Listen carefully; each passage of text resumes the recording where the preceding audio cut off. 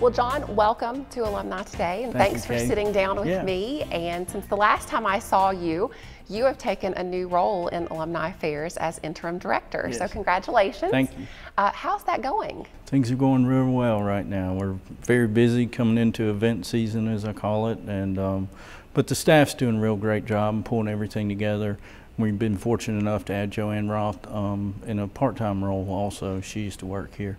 Actually, she was one of the ones that started the Alumni Center project, so 10 years later, after she started it, here we are. Well, Alumni Affairs has always had a strong team, so it's great that you're as interim director now. Thanks. And you have a long history with UNC Charlotte. Can you tell me a little bit more of how you first came to campus and your various roles here?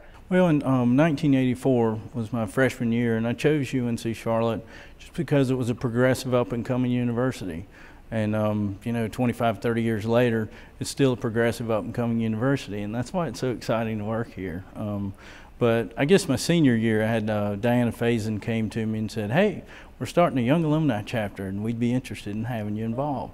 So I've been involved volunteering since 1989, and got to be careful because you may volunteer so much that they end up giving you a job. So that's what happens sometimes.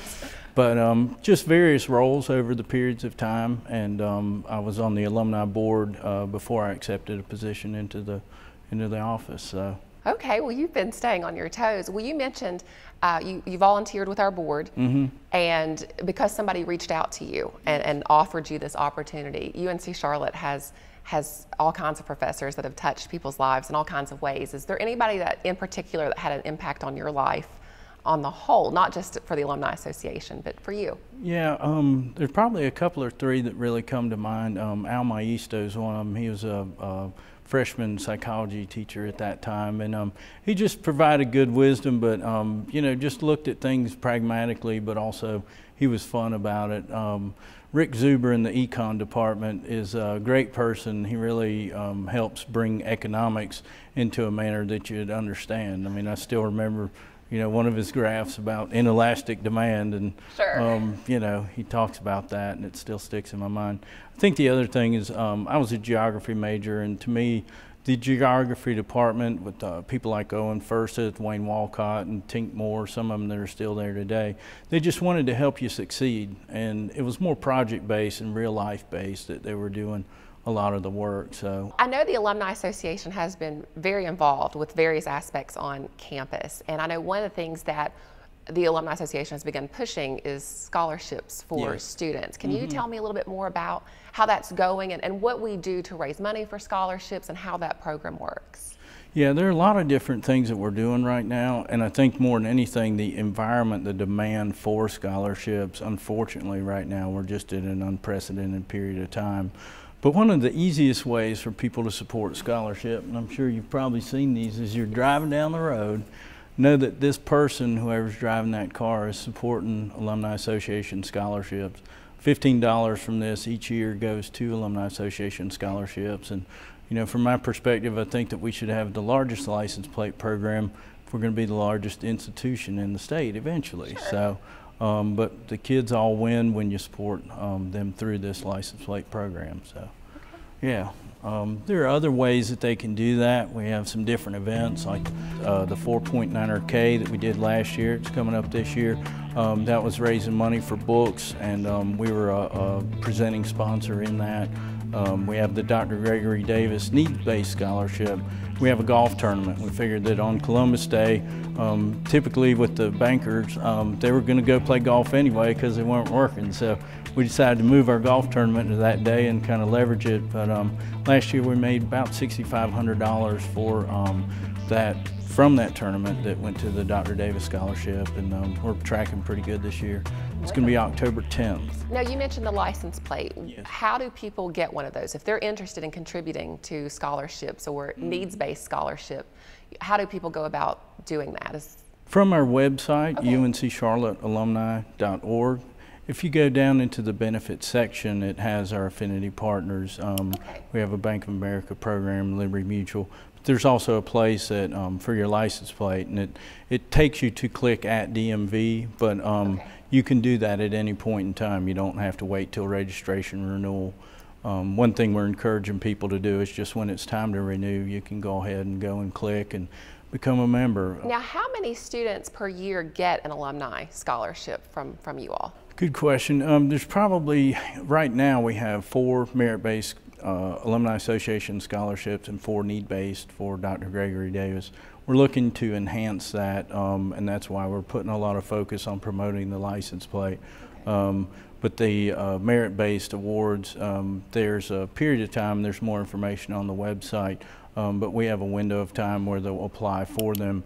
And Al Maisto, I'm actually working with him again, and his group helps, determine who receives that scholarship. As interim director, I know you have some things in the future that you're looking towards as well, and the campus has a lot of things going on right now. We have the Center City building and football coming up. What are you most looking forward to doing on the alumni side to helping out with all this great stuff we have going on? Well, my parents are from Pittsburgh, so I've been a football fan since I was since 1970, I'd say, is when I started following the Steelers. Okay. And so I'm just a football fan. It was really neat to see the Panthers, come from the announcement and then come into fruition. And, I bought seat licenses then, but us launching a football program, and it's just amazing to see the level of engagement. But it really will change the landscape and just the way that the community can get engaged with us. And so I'm very excited about that. But we also have some community engagement projects that are going on. And a lot of the things that we want to do is just provide different programming so you can connect with us however you want to. Some people like football, that's great, come on out. Some people like doing community projects like we started over at Governor's Village. If you want to come and help do some landscaping or go be a lunch buddy with one of the students, that's great. We'd love to have you involved in that. Well, and for people watching, how do they get involved? If somebody is interested in contributing more to the Alumni Association, how do they get involved? Because I know we're always relying on volunteers and our 49ers to really step up to the plate and help us with these initiatives. So how do they go about getting involved with you all? Well, there are a couple of different ways, and mainly there are a lot of different events that we have on the website. So if there's some things that you see out there, certainly get involved. There's ways that you can sign up for our newsletter. And so, definitely with homecoming, it's going to be on February 10th. We're going to have probably a similar setup, and last year we had about 400 people. But call in the office at 687-7799. We can direct you based on what your interests are. Well, you mentioned the golf tournament. It's right around the corner. Yes. And what else do you all have lined up in the immediate future? Well, in the immediate future, the one thing other than the golf tournament that I would really highlight is the Greek alumni reunion. Last year we had the first annual one. This year we're going to have it on the same Saturday as Stake Your Claim. It's going to be October 22nd. Whichever Greek organization has the most people sign up by October 15th, they'll receive a scholarship need-based in their name. Last year 80 Pi won, so okay. I know this year there have been some of the other organizations saying, well, we had the most people, and actually there was a group last year that may have had more than 80 Pi, but they were the ones that registered the most people by October 15th. So we're looking forward to see who can win that one this year. Some of the spirit, I was trying to get people used to having a big white tent next to the football stadium.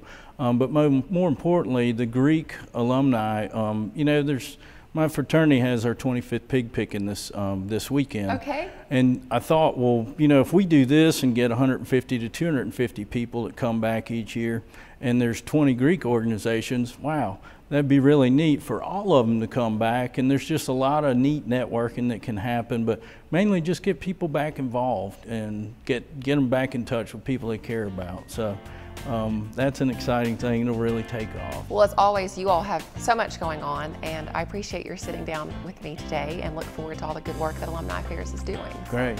Good to Well, thank see you so much, Katie.